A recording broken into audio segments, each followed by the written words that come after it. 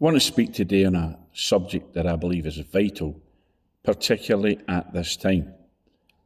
And that is this: leadership matters. Now, when I say leadership matters, what I mean by that, two things really. First of all, bad leaders produce bad situations, bad outcomes, bad results. So obviously then good leaders, which I would call shepherding leaders, they are the leaders that will produce good results. There's a verse in Ezekiel chapter 37, verse 24, which says, "David my servant shall be king over them, and they shall all have one shepherd. They shall also walk in my judgments and observe my statutes and do them." Now, what that's really telling us, very simply, is that the right king, the right leader, the right ruler can make such an impact and can be a uniting force, if you like, in the nation, in an organisation, in a community. David my servant shall be king over them. And it says, they shall all have one shepherd. You see, David was a shepherd boy in his youth, and because he had experience of leading sheep, God called him to lead the nation of Judah and then all of Israel.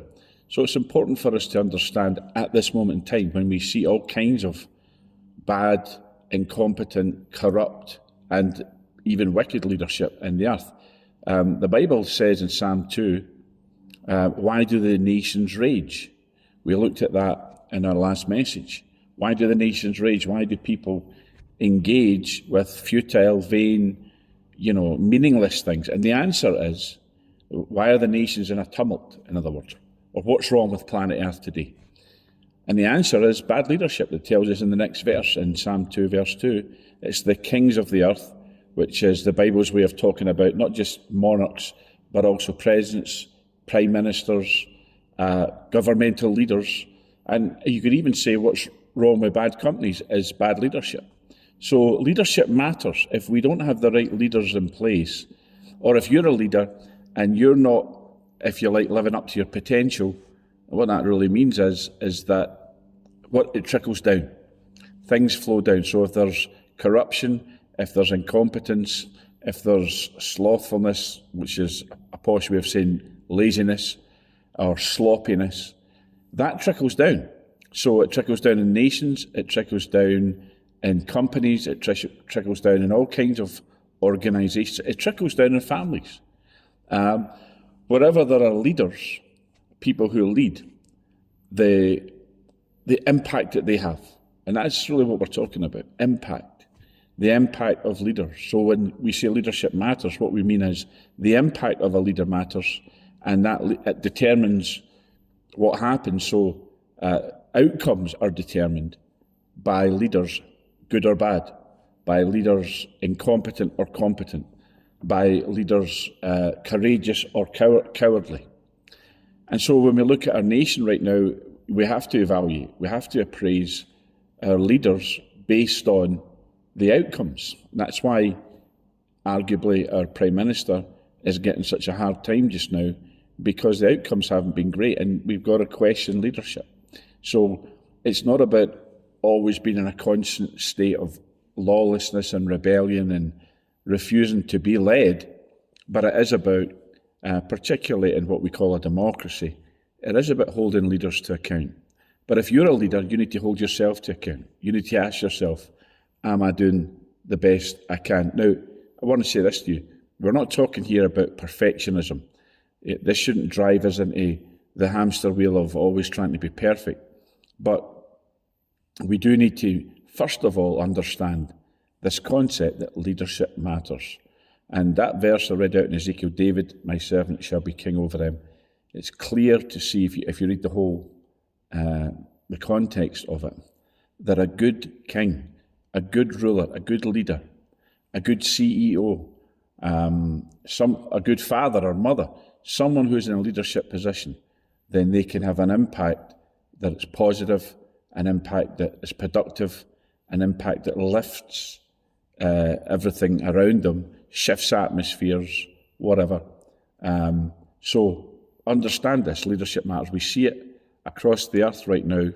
Let's be really honest. Look at most of the news that we consume, whether it be online, TV, whatever.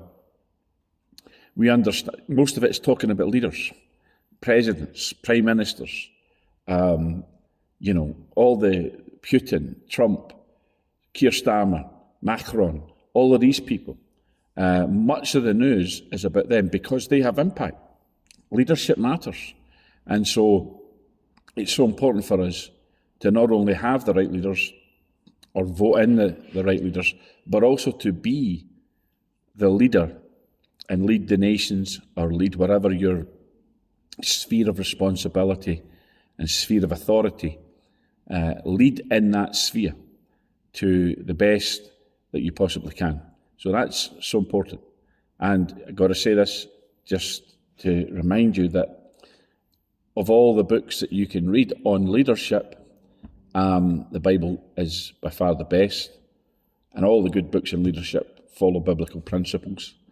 The Bible, of course, was written by kings, to kings, about kings, so much of the Bible. So it's a manual on kingship, on governance, on leadership.